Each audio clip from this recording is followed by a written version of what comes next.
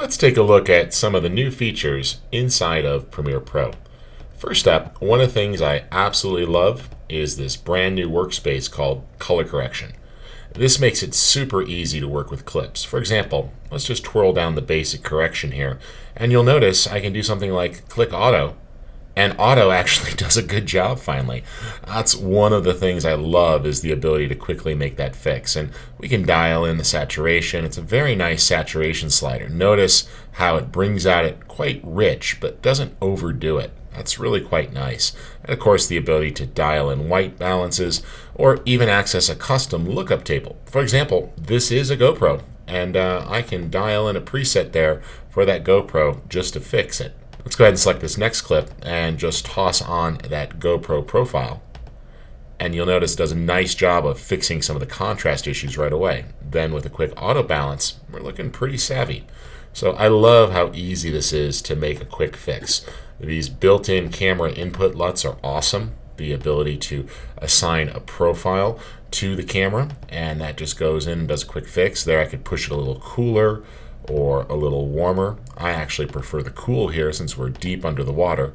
And let's just do an auto balance on that, bring up the exposure. It's really quite awesome. Now, besides the basic corrections, you'll find the ability here to make curves adjustments, and you can do that on a per channel basis. For example, I can lower the blues there in the highlights and raise them a bit in the shadows. A great new tool down here to manipulate the different areas. For example, let's just go after just the blues and punch that up a little bit. That's pretty awesome. I'll take the reds there and just warm that a bit. And it's really awesome how quickly we can go in and make these sorts of adjustments. New color wheels, and one of my favorites, a very savvy and gentle vignette tool that allows for nice feathering and the ability to really shape that vignette.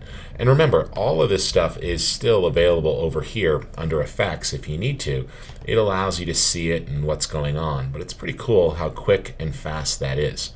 All right, another thing related to color, maybe you've heard about it, is Candy. And what we're seeing is the ability to use a new mobile app from Adobe. You'll be able to create LUTs on your mobile device, which is pretty awesome. And then if you go into Windows Extensions libraries, these are going to start to actually synchronize with your device. So what'll happen here is it will pull it down and do the sync. They'll appear here in your library and you can drag them. This is brand new. I'm just getting access to these tools now, so we'll have that soon. But in the meantime, there's also all of these great preset LUTs that we have here. So we can start to punch up the dynamic range. It looks really intense there. Let's go with a little something softer here, like a nice Kodak look. And I love this. I've been asking this forever. A simple intensity slider, the ability to boost or back something off, and then really refine that a little bit more. So we got some great tools in here, and you can even browse and just quickly apply different looks and see what they're going to look like there. Makes it really simple to dial that in and then pull up the intensity till you get just what you want. A great interface here for both preset looks and the ability to create your own with that Project Candy, which is going to be coming soon, which is pretty cool. All right, another thing is captions. I am a huge fan of making video accessible. So here's a commercial we worked on for clients a while back, and I've already added the caption track. We've covered this inside of some of our other lynda.com tutorials. And what you'll see is that captions are now available. And you can put that in, and let's just check our caption settings here. We've enabled the closed captions, caption display. Let's check the settings. And I'm using 608 captions here for my client. There they are. Remember, you've got all sorts of controls here, so you can edit that, change the background color of the captions as you work on them. That's great. But what I want is the ability to take this to the web to make the video more accessible, or to do a burn-in. And that's what we have now. Under File, Export, Media, this is the ability here under Captions.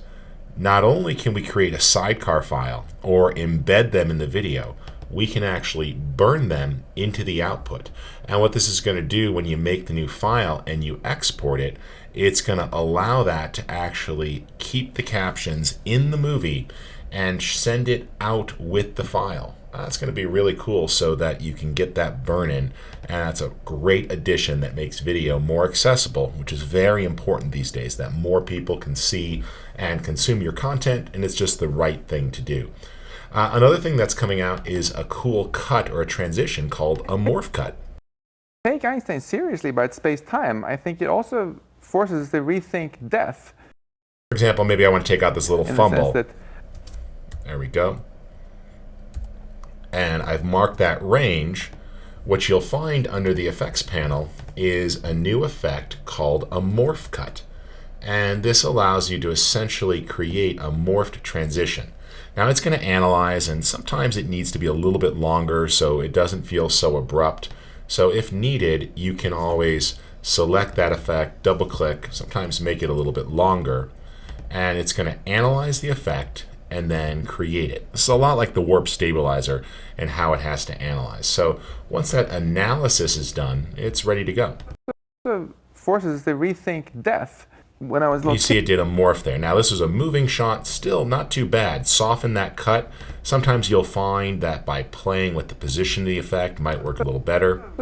Forces us to rethink. Let it analyze really quick. It's got to look at those surrounding frames. Again, one of the things that's nice about this analysis is it only analyzes the frames you've selected, so it doesn't have to do the whole clip. It also forces us to rethink death.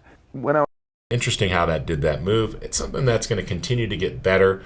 And let's take a look at one more sequence here. Here's another example. I'm just going to cut a bit out. Because let's face it, there we go. Let's get that gap out of there. Toss on that morph cut. This is a handheld camera, so a bit shakier. And this is not the sort of thing that's perfect, but it is a great way to hide a transition when you're scarce on B-roll or you need to make something work. The lighting industry is a fascinating industry to work, sort of creating a and you see there that it handled that move. Pretty cool how it was able to put that all together and transition the clips together and make a smoother cut rather than it being super abrupt. So this is something I'm going to continue to experiment with. I'm excited about. So all in all, some pretty cool stuff. Looking forward to a new voiceover tool that's in the works. And this is the NAB reveal. There's a lot more features, but I'll be digging into it and show you more soon.